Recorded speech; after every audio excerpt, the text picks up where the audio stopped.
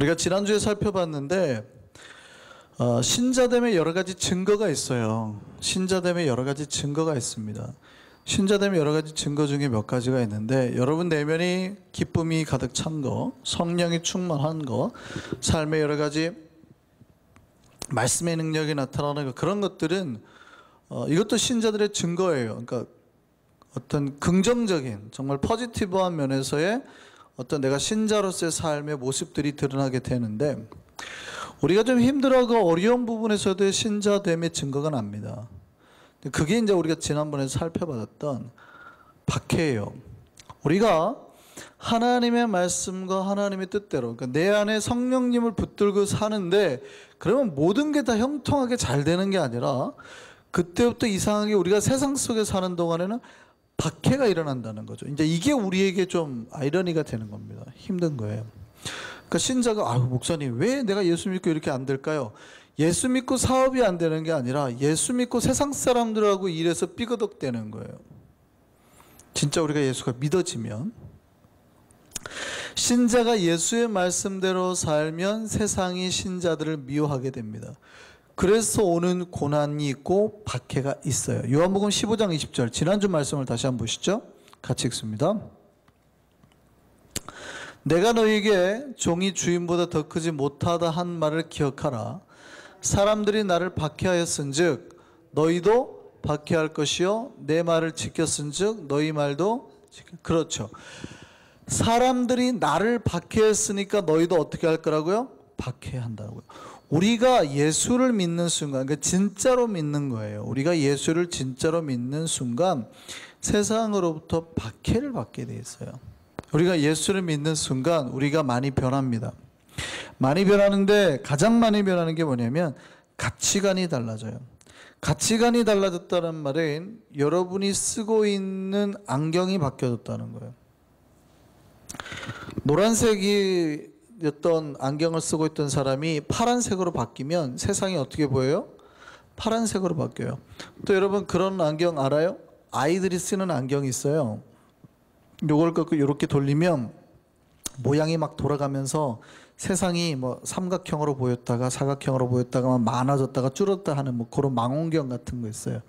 그러니까 내 눈에 하나님의 안경이 딱 끼워져 버리면 세상 모양이 하나님이 보라고 하는 대로 하나님의 색깔로 바뀌는 거예요. 그러니까 신자는 완전히 다른 가치관으로 살게 되니까, 예전에는 내가 저거 없으면 못 살 것처럼 이랬는데 야 저거 없어도 살겠네 이렇게 되는 거죠. 옆집 아줌마는 막 그 500불짜리 그 핸드백을 가져야지, 막 이번에 내가 월급 주급받으면 한 달치 주급 모아가지고 내가 핸드백을 사고 말리라, 그게 가치관이에요. 진짜. 왜냐면 그게 뭐 개모임 같더니 다 그걸 하고 있단 말이죠. 그게 가치관이에요. 이달에 내가 행해야 될 미션 가치관. 근데 신자들은 그걸 보더니 어이구 저런 이렇게 되는 거죠. 가치관이 달라져 버리는 거죠. 여러분 철로역정 많이 들어보셨죠? 존 버년이 쓴 철로역정에 보면 이 사람이 철로역정의 말 그대로 계속해서 이제 믿음의 순례의 길을 가는 거를 이야기식처럼 소설로 이렇게 쓴 책이에요. 신자가 허영의 도시라는 데를 들어가게 됩니다. 그랬더니 그 사람들이 그 신자들을 그 도시 사람들이 박해를 하고 미워하기 시작하더래요. 그 이유가 세 가지예요. 첫 번째 보니까 순례자가 그 허영의 도시에 들어가니까 순례자들이 입고 있던 옷과 그 허영의 도시에서 입고 있던 옷의 사람들이 다르대요.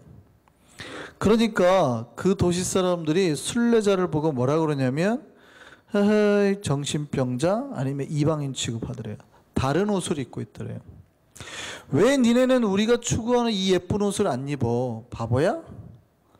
아이고 쟤네 이상하네. 무슨 얘기인지 아시겠어요? 세상 사람들은 화려함을 추구하고 자기네들을 치장하는 게 꼭 나쁘다는 표현은 아닙니다. 그죠? 치장하는 게 꼭 나쁘다는 표현. 물론 뉴욕 사는 우리는 거의 천국에 가까이 살죠. 거의 치장을 안 하고 사는데, 한국 사시는 분들은 거의 뭐 여러분들은 이해가 되시려나 모르겠어요. 제가 부목사 시절에 흉보려고 하는 건 아닙니다. 그냥 그런 일이 있었다는 거예요. 저랑 같이 그 사역을 했던 어떤 다른 그 목사님 사모님이 야 겨울철에 오시는데 그 진짜 밍크 코트가 저는 그런 게 있는지 처음 봤어요. 이렇게 짧은 게 컬러별로 핑크, 화이트, 블랙으로 이렇게 밍크 코트 쫙 이런 긴 코트 말고요. 짧은 건데 어떻게 여기는 없고 뭐 이런. 그리고 미니스커트 딱 이거 입고 이 코트별로 겨울철에 딱딱 입고 와요. 그러니까 한국은 벌써 기준이 다르죠. 별로 한국 안 가신 지 오래돼갖고 거의 허영의 도시 하면은 뉴욕보다는 오히려 그쪽이 한국이 훨씬 뉴욕에 사는 맨해튼에 사는 어떤 패션을 달리시는 분들 말고 일반 우리가 일하시는 분들 가치관이 다른 거예요. 가치관이 전혀 다른 거예요. 또 이 허영의 도시 사람들이요, 신자들이 순례자들이 들어가니까 그들이 하는 말을 도대체 못 알아듣겠대요. 맨날 집사님, 권사님, 뭐 아브라함이 어떻고 은혜가 어떻고 우리가 자비로워야죠. 뭐 이런 말들 안 쓰는 말들을 쓰니까 이상한 말을 한다고 생각하니까 자기네들이 쓰지 않는 사람이니까 야만인 취급을 하더라는 거죠. 세 번째요. 순례자들은 허영의 도시에서 팔고 있는 모든 물건들을 매우 가볍게 여깁니다. 그러니까 귀하게 여기지 않고 굉장히 가볍게 여기니까 그 사람들하고 거래를 하지 않으려고 그래요. 특히 그 허영의 도시에 지나가는 순례자들이 그러니까 땅의 것을 안 보고 다 하늘을 바라보고 지나가게 됩니다. 그러니까 그 사람들, 허영의 도시 사람들로부터 미움을 받게 돼요. 뭐라고요? 예. 비록 이 땅에 살아요. 우리가 허영의 도시를 살고 다른 뭐 전쟁, 불안, 여러 도시들을 가지만 그 모든 도시를 살 때 우리가 비록 이 땅을 살지만 우리는 어디 가치관으로 살아요? 천국 가치관으로 살아요. 그러니까 그 사람들이 신자들을 좋아할까요? 싫어할까요? 싫어하더라는 거예요. 그러니까 기독교 역사에서 수많은 믿음의 선배들이 이미 책으로 설교로 가르치고 있어요. 우리에게. 니네가 말씀대로 살면 세상은 너희를 싫어할 거야. 세상이 너희를 싫어할 때 나타나는 게 뭐예요? 박해라는 거죠. 그래서 신자가 세상에 나가서 말씀대로 살면 박해를 받아요. 고난을 받아요. 그러면 여러분 이제 여기서 이제 질문을 드릴게요. 우리가 박해를 받으면 여러분 그 박해를 기쁨으로 여길까요? 아니면 그 박해 때문에 실족을 할까요? 예. 사실은 박해를 받으면 증거잖아요. 내가 믿음을 잘 생활하고 있다는 증거기 때문에 아, 내가 신자답게 살고 있나 보다 라고 생각하고 감사하고 즐거워해야 되는데 사실은 많은 신자들이 박해나 고난을 받으면 실족하더라는 거예요. 왜 그럴까요? 그 이유는 한 가지예요. 예, 준비되지 않아서, 훈련되지 않아서. 분명히 성경은 우리 믿음의 선배들은 당신들이 말씀대로 살면 분명히 힘들 겁니다. 우리가 말씀대로 살면 살수록 사탄은 훨씬 더 우리에게, 예전에는 잼만 때려도 우리가 다운됐잖아요. 근데 이제 훈련해가지고 하면 더 강한 게 오거든요. 강력한 펀치가. 더 열심히 준비를 해야 돼요. 막 이렇게 피할 수 있어야 된다고요. 그러니까 마치 제가 박싱에 비해서 자주 얘기하는데 이때쯤 되면 결정타가 나오니까 조심해라고 코치가 얘기하거든요. 계속 잘 피하면 상대가 지치잖아요. 그러면 상대가 이제 큰 펀치를 노려요. 힘이 빠지니까 한 방에 끝내려고. 그러면 이제 라운드가 진행될수록 코치가 조언을 하거든요. 자, 이때쯤 되면 우리가 이길 것 같으니까 이제 결정타가 자꾸 저쪽에서 큰 펀치 나올 거야. 큰 펀치 맞지 마라. 조언을 해준단 말이죠. 근데 신자들이 그러면 그 말씀이나 여러 가지 조언들이 들어올 때 아하, 요게 지금 오겠구나 나에게. 그 얘기를 듣고 긴장하고 있어야 되거든요. 근데 긴장을 안 하니까 박해가 오니까 어떻게 해요? 한 방에 그냥 한 방에 툭툭 다운되는 거예요. 여러분, 사탄은 어떻게 해서든지 여러분을 넘어뜨리려고 해요. 사탄이 여러분을 넘어뜨리는 것이 평생 사탄의 목적입니다. 목적. 그러니까 사탄은 여러분을 실족시키는 것이 평생의 목적이에요. 여러분의 싸우는 전쟁의 대상이 복싱을 여러분의 같이 하는 뛰는데 이 선수가 급이 달라요. 여러분하고. 무슨 말인지 아시겠어요? 급이 달라요. 여러분 타이슨하고 복싱을 하라고 해보세요. 근데 여러분 느슨하게 막 애기들 장난하는 듯이 할 수 있겠어요? 목숨 걸고 싸워야 되는 거예요. 코치가 어떻게 말을 하고 그러면은 이때 타이슨을 제일 잘하니까 코치가 그러면 지금 이때 타이슨은 이쪽 날릴 거야. 숙여! 그럼 숙여야 돼요. 정신 차려! 정신 차려야 돼요. 사탄과의 전쟁인데 신자들은 굉장히 제가 가끔 어떤 신자들은 여유 있게 인생을 사세요. 그러니까 삶이 여유 있다는 뜻이 아니라 영적 생활에 깨어 있는 게 아주 날카롭게 끼워 있어야 되거든요. 영적 싸움에서. 근데 굉장히 좀 느슨하신 분들이 있어요. 이게 사탄과의 싸움이라는 생각을 안 하시는 것 같아요. 우리의 삶은 나그네 삶이잖아요. 그리고 매번 우리가 거치는 모든 부분이 우리를 박해하고 고난 주는 인생이란 말이죠. 그러면 눈 부릅뜨고 영적 싸움이라 생각하고 기도하고 정신 차리고 해야 되거든요. 왜냐하면 사탄은 우리를 어떻게 했지? 넘어뜨리려 하니까. 펀치로 치고 뭐 잽을 치고 훅을 치고 넘어뜨리려고 하니까. 우리가 실족되지 않는 우리가 되기를 바랍니다. 예, 실족되지 않아야 돼요. 사탄이 우리를 실족하게 하는 방법에는 두 가지가 있어요. 하나는 아주 강하게 밀어붙이는 거예요. 이걸 보통 우리가 채찍이라 그러죠. 하나는 뭐냐면요, 아주 부드럽게, 이거를 뭐라 그래요? 당근이라 그래요. 박해는 어느 쪽에 가까워요? 이쪽에.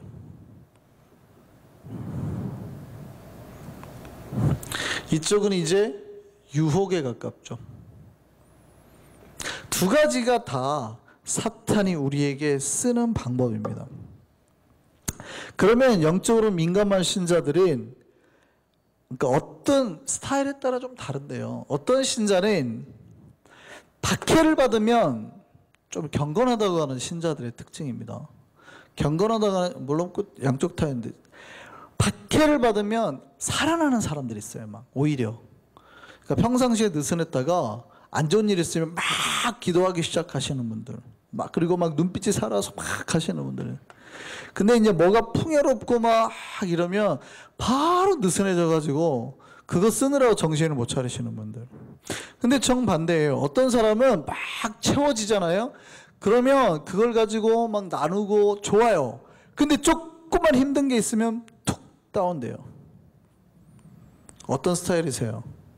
그러니까 내 스타일에 따라서 여러분 약점을 보완하셔야 돼요.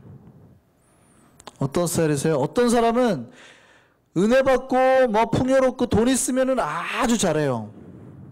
근데 조금만 고난이 오면 팍 쓰러지는 스타일. 그러면 뭐를 강화시켜야 될까요? 맷집을 강화시켜야 돼요. 그런데 어떤 사람은 반대예요. 정반대. 오히려 때리면 때릴수록 그때는 막 어려운 일이 나면 그때 기도하기 시작하는 거예요. 새벽 기도부터 막 하잖아요. 막 우리 아들 대학 가야 되기 때문에 막 하다가 아들 대학 딱 가면 그때부터 안 나오시는 분이 있어요. 딱 마음을 놔버리고, 그러다 대학 가다가 갑자기 사고하면 빵 터지면 막 또 기도해요. 막 금식하고. 그러다 이제 사고 끝나면 또 금식 끝나고, 군대 간다 그러면 막 금식하고. 실제 그런 분이 있어요. 주기적으로 몇 년에 한 텀씩 이렇게 막 강하게 기도하시는 분들이 있어요. 스타일에 따라서. 근데 사탄은요, 여러분의 스타일이 어떤 스타일인지를 잘 알아요. 그러니까 여러분이 강하다고 하는 쪽으로 시험을 하는 게 아니라 여러분이 제일 약하다고 하는 쪽으로 시험을 한다고요. 무슨 얘기인지 아시겠어요? 맷집이 약해가지고 박해만 들어가면은 넘어지는 신자들은 사탄이 계속 뭘로 줄까요? 박해로. 부유하게 돼가지고 풍요롭게만 하면은 방종하고 교만하고 유혹에 잘 넘어가는 스타일은 어디로 줄까요? 이쪽으로 주는 거예요. 그러니까 오늘 성경에 말씀대로 살면 박해가 있다고 그러는데요, 신앙이 좋은 신자들을 넘어뜨리는 사탄의 방법 중에는 이것도 있어요. 그러니까 이것도 좀 주의를 하셔야 되겠죠. 옛날에 로마 황제가 그리스도인이 자꾸 늘어나니까 위협을 느꼈습니다. 신하들을 불러놓고 그리스도인들을 없앨 방법을 논의했습니다. 자, 황제가 먼저 그렇게 말합니다. 먼저 무조건 예수 믿는 사람들을 죽이자 라고 그런 법을 만들자 그랬어요. 그때 한 신하가 반대했습니다. 저 사람들 자꾸 죽여서 순교자를 만들면 순교자를 더 추앙해가지고 역효과가 납니다 그랬어요. 그러니까 그 신하가 이럽니다. 황제폐하, 죽이지는 말고 잔인하게 고문을 해서 걔네들을 겁을 먹게 해야 됩니다. 그때 다른 신하가 아닙니다. 고문하면 쟤네들은 오히려 예수의 십자가의 고난에 동참한다고 더 좋아합니다. 고난받으면 하늘의 상급이 더 커진다고 합니다. 그러니까 그렇게 하면 절대 안 됩니다 했더니 한쪽에 있던 신하가 그랬대요. 그리스도인들이 편안하게 즐기고 놀 수 있도록 환경을 오히려 만들어 주십시오. 그러면 그들은 그런 환경 속에서 죄를 지을 거고 절대 기독교는 힘을 발휘하지 못할 것입니다. 자, 뭘 기준으로 말하는 거예요? 초대교회 당시의 사람들은 뭐에 강해요? 박해에 강해요. 이거에 아주 강하다는 얘기예요. 이들은 우선 예수를 믿을 때 죽을 거를 각오하고 믿어요. 그러니까 박해가 올 걸 아예 각오를 하는 거예요. 무슨 말인지 아시겠어요? 그 사람들은 뭐가 약해요? 유혹에 약한 거죠. 오히려 풀어줘 버리자는 거예요. 실제 기독교가 공인되고 난 다음에 진짜 기독교의 정신은 많이 쇠퇴해 버립니다. 교회가 타락하게 되죠. 1000년도 안 가서 교회가 타락하게 돼요. 갈라지고 또 500년이 또 지나서 루터가 종교개혁을 일으키게 되죠. 반대도 있습니다. 오늘날의 많은 신자는 이쪽보다는 이쪽에 좀 약한 것 같아요. 교회 와가지고 돈도 많아지고 뭣도 많고 할 때는 교회 생활 좀 잘하는 것 같다가 힘들고 박해를 받으면 툭툭 떨어져요. 그런데 예수님이 뭐라고 그래요? 너희가 박해를 받는 거를 당연하게 생각하라는 거예요. 왜요? 내가 그랬으니까. 우리는 신자는 언제라도 사탄의 공격을 조심해서 실족당하지 않게 조심해야 됩니다. 여러분, 사탄은 어제 우리가 신앙이 충만했다고 해서 오늘 포기하지 않습니다. 오늘 공격해서 안 되면 내일 더 강력한 방법으로 우리를 실족시키려 해요. 우리를 핍박했다 안 되면 회유하고, 회유하다가 안 되면 더 강하게 또 고난을 주기도 하고, 옆 사람을 동원해서 문제를 일으켜서 우리의 마음을 흔들려고 합니다. 사탄의 목적은 평생 사탄이 자기가 바라고 소망하는 것은 여러분 마음을 실족시키는 거예요. 여러분 마음을 떨어뜨리는 거예요. 박해를 하든 유혹을 하든. 그러면 평생 신자가 해야 되는 게 뭐예요? 그 마음을 지키기 위해서 기도하는 거예요. 여러분 마음. 그러니까 여러분 평생 기도해야 될 일은 여러분 마음이 하나님 앞에서 떨어지지 않도록 기도하는 거예요. 여러분 신앙생활 10년 하셨어요? 한 번도 낙심하지 않거나 실족하지 않았다면 잘한 거예요. 이분은 영적 싸움이 뭔지 정확하게 알고 있는 거예요. 이게 진짜 영적 싸움을 잘 하시는 방법이에요. 물론 여기에 10년 동안에 한 번도 실족하지 않으신 분이 있을까요? 개인적으로는 거의 불가능하다 봅니다만 혹시 그러신 분이 있으시면 잘하셨습니다. 정말 잘하셨습니다. 근데 한 달에 한 번만 실족해요? 괜찮아요. 물론 실족의 정도가 좀 다르겠지만 괜찮아요. 근데 사실 우리가 매일매일 실족하잖아요. 물론 정도는 그렇지 않을지라도. 그런데 여러분, 우리가 영적 싸움을 하고 훈련을 하는 게는 그 실족되는 횟수를 줄이려고 하는 거예요. 내 마음이 낙심들고 서운하고 화가 나고 하는 이 순간적으로 발생하는 모든 것. 사탄은 여러분을 어떻게 해서든지 실족하게 만드는 거예요. 이 상처들이 커져가지고 한 방에 딱 다운되는 게 뭐예요? 그게 실족이에요. 교회 안 다녀. 이렇게 되는 거. 이게 실족이거든요. 여러분 실족하지 않도록 조심하셔야 돼요. 여러분 절대 실족하지 않게. 이건 평생 우리가 지켜야 될 겁니다. 왜냐하면 우리가 싸워야 될 영적 상대는 사탄이니까. 사탄은 계속해서 목사고 장로고 권사고 집사고 안 가리죠. 어떻게 해서든 저 사람을 실족시켜야 되겠다. 그러니까 갖은 방법을 다 쓰는 거예요. 목회자에게는 스캔들을 나게 만든다 할지, 어떤 집사님들에게는 어떤 돈의 문제가 나게 만든다 할지, 아니면 건강의 문제가 나게 만든다 할지, 어떻게 해서라도 마음이 확 무너져서 내가 예수 잘못 믿었네, 괜히 믿었네 하는 마음이 들게 만드는 거예요. 누구한테 상처를 받든지 간에. 여러분 마음을 지키시기 바랍니다. 어떻게든지 사탄이 우리를 실족시키려고 하는 거예요. 교회 안에서도 조심하셔야 될 게 있어요. 뭐냐면 성도끼리 서로 실족하게 하는 경우가 있어요. 그러니까 성도끼리 서로 실족한다는 얘기는 내가 실족당하고, 그러니까 누군가 때문에 내 마음이 실족되고 하는 일만 있는 게 아니라 내가 누군가를 실족시킬 수도 있다는 얘기죠. 이해되세요? 이거? 자, 이거 좀 조심해서 좀 들었으면 좋겠습니다. 교회 안에서 성도가 성도끼리 서로 실족시킬 수 있는 사례가 있단 말이에요. 한 번도 안 보셨나 봐요. 표정들이 막 낯설은 얘기를 들으신 것 같아요. 교회 안에 같은 예수를 믿는 사람끼리 서로 관계나 여러 가지 문제가 발생을 해서 실족을 하게 될 수가 있어요. 근데 생각을 해보시자고요. 그렇다면 내가 저 사람 때문에 실족을 당하고 마음이 서운하고 상처받을 수도 있지만, 반대로 거꾸로 생각하면 어떨 때는 내가 누군가를 실족시킬 수도 있다고요. 내가 하는 행동, 잘못한 것들이 누군가를 실족하게 만드는 경우도 있을 수 있다는 얘기예요. 그래서 아주 조심해야 됩니다. 어떨 때는 내가 누군가 때문에 실족을 받을 수 있지만, 어쩔 때는 진짜 나도 모르게 내가 지금 사탄의 앞잡이 노릇을 하고 있어요. 그리고 누군가를 실족하게 만들 수 있다고요. 그러면 내가 그때 사탄의 앞잡이 노릇을 하고 있다고 생각을 하고 나는 지옥을 갈 각오를 하고 누군가를 실족을 시키나요?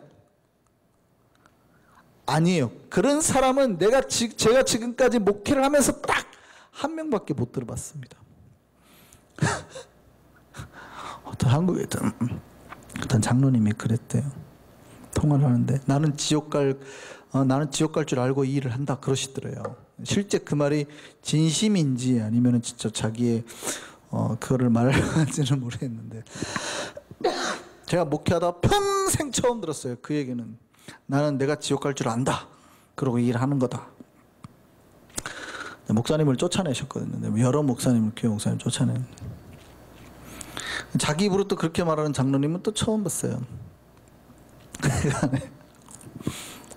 하여간 평생 한 분입니다. 한 분. 아무도 교회에서 내가 어떤 일을 할 때에 내가 사탄의 앞잡이가 되어서 이 일을 한다고 생각하는 사람은 단 한 명도 없어요. 다 나는 뭐예요? 지금 하나님을 섬기고 하나님의 뜻대로 하고 있다고 생각하면서 누군가를 실족시킬 수 있단 말이에요. 오늘 본문 2절을 다시 한번 보시죠. 같이 한번 읽어보겠습니다. 시작. 사람들이 너희를 출교할 뿐 아니라 때가 이르면 물은 너희를 죽이는 자가 생각하기를 이것이 뭐예요? 하나님을 섬기는 일이라 하리라. 예수를 죽이고 예수 믿는 자를 죽이는 자가 뭐라고 생각을 해요? 이게 하나님을 섬기는 것, 이게 하나님의 뜻이요 라고 말한다고요. 우리가 교회 안에서 누군가를 서로가 실족시킬 수 있어요. 조심하셔야 돼요. 나만 피해를 보는 게 아니라 어쩌면 나도 누군가를 실족시킬 수 있게 될 때가 온단 말이에요. 우리가 교회 생활을 오래 하니까 이번 주간만 하고 끝내고 떠나가는 게 아니기 때문에 여러분 앞으로도 더 신앙생활을 하다 보면 어쩌면 우리도 누군가를 실족하게 될 때가 와요. 그때 분명히 나는 그렇게 생각하죠. 지금 이게 하나님을 섬기는 거고 주의 뜻이라고 한단 말이에요. 누구나가 다. 성경이 이미 예언을 해놨단 말이죠. 조심해야 돼요. 우리가 믿는 자를 실족시킬 때 그 일이 하나님의 일이라고 착각을 해요. 많은 신자들이 교회 안에서 어떤 일을 할 때 잘못해서 누군가를 실족시킬 때 물론 자기의 열정, 정당성도 있습니다만 간혹 그 열정과 정당성이 다른 사람을 실족하게 하는 경우가 있어요. 나는 진리를 지켰다고 생각을 해요. 그러니까 나는 거짓말을 안 하고 진실을 말하죠. 진실을 말하면서 다른 사람의 약점을 다 말해버려요. 수군수군 돼버린단 말이죠. 무슨 말인지 아세요? 자, 진리를 말하는 것과 다른 사람의 약점을 말하는 게 같은 걸까요? 다른 걸까요? 잘 생각을 해보세요. 내가 진리를, 그 사람이 약하다는 거를 알고 있어요. 근데 그거를 말하는 게 내가 진실을 말하는 거예요? 약점을 말하는 거예요? 요거 좀 헷갈리죠? 그 사람의 약점을 말하는 게 진실이 될 수도 있는데 그게 그 사람을 실족시키는 거라면 그거는 진실을 말하는 게 아니에요. 진실은 옳고 그름이 아니라 예수님의 뜻이거든요. 그럼 누군가를 덮어주고 사랑해 주는 것이 예수님의 뜻이라면 사실은 그거를 말하지 않는 것이 더 진리에 가까워요. 그러니까 진실은 될 수 있을지 모르지만 진리는 아닌 거예요. 진리는 사랑이잖아요. 예수님, 하나님은 사랑이시니까. 그렇다면 그의 약점을 말하지 않는 것이 뭐에 가까워요? 진리에 가까워요. 근데 우리는 이게 거짓말을 하지 않고 진실을 말하는 것이 하나님의 뜻이요 라고 말을 하고 누군가의 약점을 다 말을 해버려요. 예전에 한국에 있을 때 있었던 일입니다. 구역 식구들의 사정을 구역장이 다 알아요. 한국 구역장님들은 바쁘잖아요. 매일 자기 구역 식구들한테 전화하고 찾아가고 그러잖아요. 뭐 나갔다가 뭐 할머니 잘 계세요 하고 들어가고 막 이렇게 진짜 통반장처럼 움직이시잖아요. 한국 옛날 통반장 기억나세요? 통반장? 막 뭐 우편물 있으면 갖다 주고 뭐 여기 뭐 이렇게 돈 얼마 내고 전기세도 다 챙겨주고 하시는 그런 통반장들 있잖아요. 요 동네에 뭐 이거 사인 받아야 돼요 하고 돌아다니시고 막 사인 받고 하시잖아요. 거의 구역장들이 그 역할을 하다 보니까 구역 식구들 집에 숟가락이 몇 개인지 문제가 뭐인지 매일매일 새로운 소식들은 구역장들이 다 알고 있어요. 그러니까 한 구역장님이 자기 구역원 중에서 어떤 문제가 일어나는 걸 알았어요. 근데 그거를 다른 구역 식구들한테 그러니까 내 구역이 아니고 다른 사람들에게 이야기를 하고 다니는 거예요. 근데 그게 그게 잘못한 것은 사실이에요. 그러니까 이분은 뭐라 그래요? 그 사실만을 말한 거예요. 사실만을 말하고 다니는 거예요. 근데 잘한 걸까요? 잘못한 걸까요? 그러니까 없는 얘기를 말하면 거짓말이죠. 없는 얘기를 말하면 거짓말이니까 그건 하면 안 되고, 예를 들어서 자꾸 막 뭘 덧붙인다거나 내가 생각해서 추측해서 만들어버리는 거는 없는 얘기를 만들어버리니까 하면 안 되고, 그건 예수 믿는 사람이 누군가가 잘못한 사실을 그대로 말을 해요. 이거는 거짓말은 아니잖아요. 그러면 이거 말을 하고 다니면 될까요? 안 될까요? 그런 걸 뭐라고 그래요? 누군가의 잘못된 거를 말하는 거를 뭐라고 그래요? 우리나라 말로 흉본다 그러잖아요. 흉한 거, 안 좋은 거를 그대로 보는 거예요. 누군가가 잘못했더래. 흉보는 거예요.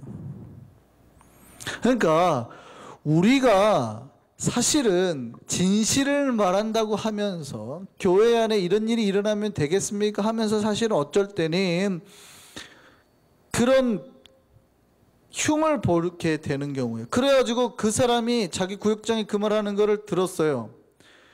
교회는 그 사실을 며칠이면 알까요?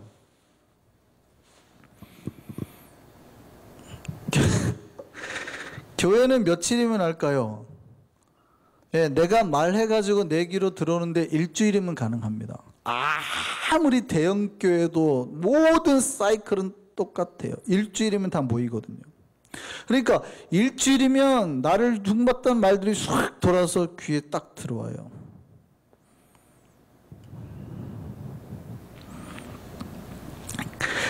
그 사람들은 그게 진리를 지키고 성도를 보호하는 것처럼 말하지만 어쩌면 사실은 타인을 실족하게 만들고 있게 되는 거예요. 교회 안에 있는 사람들을 우리가 형제 자매라고 부릅니다. 그러니까 형제 자매라고 하면은 허물이 없고 속의 말도 하게 되는 사람들 아니에요. 그런데 쉽게 다른 사람, 그 말을 다른 사람에게 터뜨려서 신앙생활 자체를 힘들게 만들어버리는 사람들이 있어요. 제가 우리 소그룹 하면서도 제일 많이 말씀을 드렸고 강조를 했고, 한국에서도 소그룹 하면 가장 먼저 훈련하는 게 뭐냐면 비밀 준수예요. 그러니까 내 소그룹 내에서 일어났던 모든 문제는 절대 바깥으로 나가지 않게 하는 게 기본입니다. 기본. 절대. 그러니까 내 은혜의 집에서 어떤 얘기가 나왔든지 절대 바깥으로 나가지 않게 해야 돼요. 이게 기본이에요. 이게 소그룹이 형성되는 모든 기본 중에 기본이거든요. 그러니까 이 소그룹 내 어떤 말을 나가기 시작하면 그 소그룹은 없애버립니다. 그 소그룹에서 있었던 얘기가 제 귀에 들려오잖아요. 그러면 그 소그룹은 사실은 한국 같으면은 없애버립니다. 구역장 경고 몇 번 들어가고, 그렇지 않으면 없애버립니다. 왜냐하면 그 소그룹은 곧 있으면 다 싸우고 끝내버리거든요.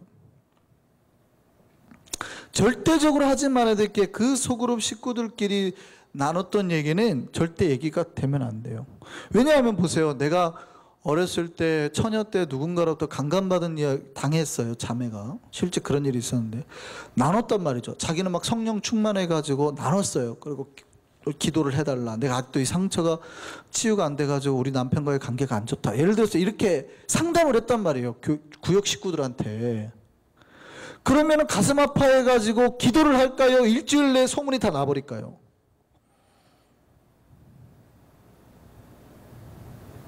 일주일 뒤에 자매가 교회를 떠났어요. 간단하죠. 실족시키는 방법. 영혼 하나 없애는 방법 간단하잖아요. 그 사람을 죽이는 방법이 간단해요. 우리가 칼만 안 들었지, 육신만 안 죽였지. 간단하단 말이죠. 우리가 사실은 형제라고 자매라고 하는데 누군가를 쉽게 실족버려. 그게 뭐냐면 우리가 되게 조심해야 된다는 얘기예요. 되게 조심. 공동체 안에서 정말 누군가를 실족시킬 수 있는 방법이 너무 쉽다. 조심해야 됩니다. 내가 실족당하는 게 아니라 내가 혹시 다른 사람을 실족하게 하고 있지는 않은지 잘 봐야 돼요. 사탄은 성도들 사이에 덫을 놓습니다. 덫. 여러분 옛날에 시골에서 짐승 같은 거 잡아 덫 놔보셨어요? 올가미 같은 거?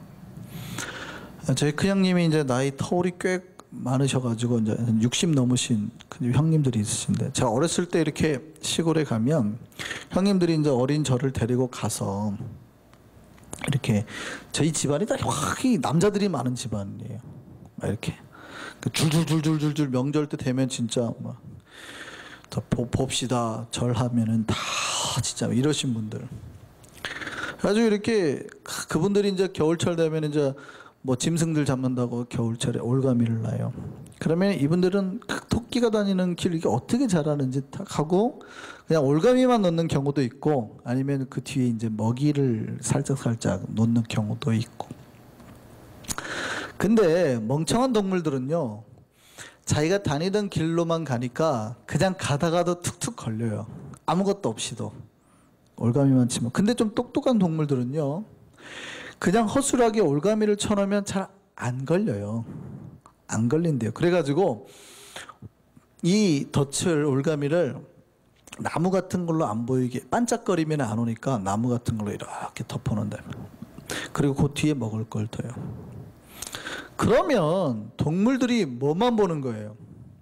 내가 먹을 것만 보는 거예요. 덫은 안 보이는 거예요. 그리고 먹을 걸 향해서 집중해갖고 다가가지고 그거 먹겠다고 하다가 덫에 탁 걸리거든요. 목이 탁 걸려서 죽음의 길로 가는 거예요. 사탄이 성도들을 이렇게 잡을 때요, 실족하게 만들 때 사실은 누가 봐도 그럴듯한 먹잇감이 앞에 던져져 있어요. 저거 안 먹으면 바보 같은 먹잇감이 앞에 있어요.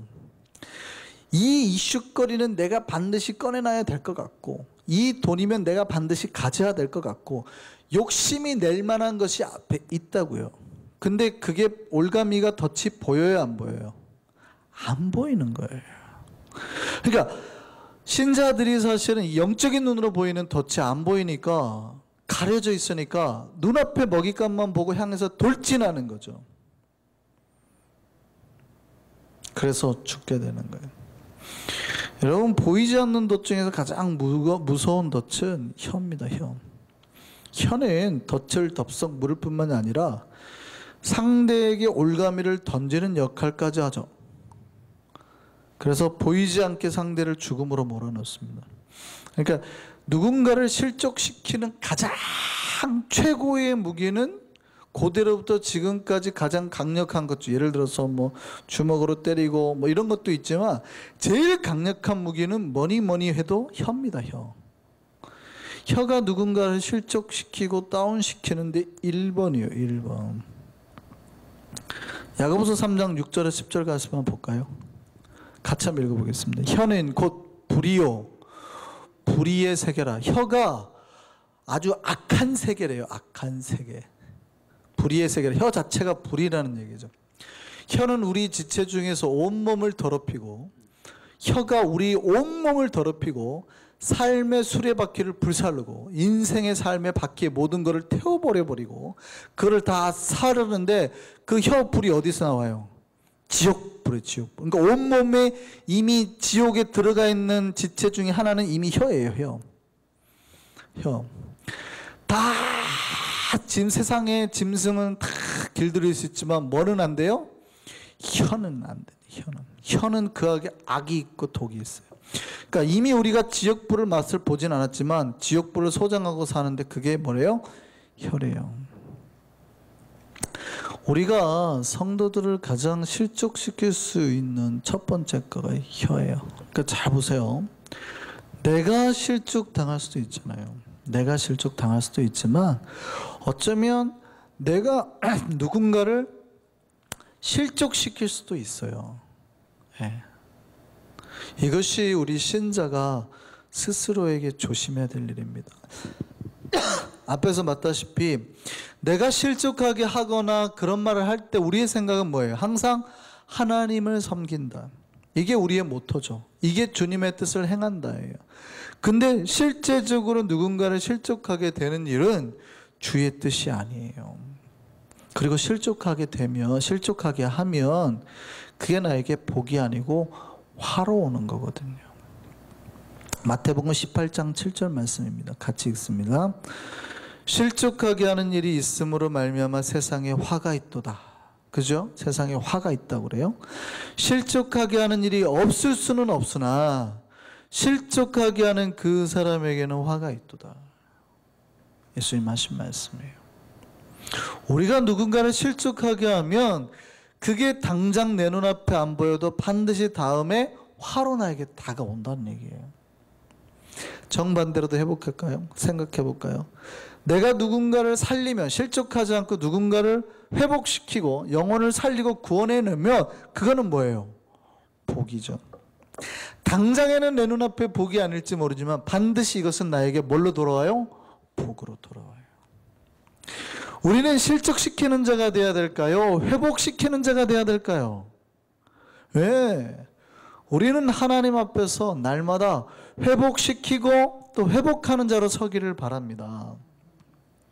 하나님께서 우리에게 온전히 어떤 박해에서도 실족하지 않는 믿음의 사람으로 강한 능력을 주시기를 소망합니다. 뿐만 아니라 언제라도 우리를 돌아보아 나 때문에 실족하는 성도들이 없도록 특별히 스스로를 점검하고 주님의 말씀에 나를 쳐서 복종시키는 저와 우리 모두가 되기를 소망합니다. 기도하겠습니다.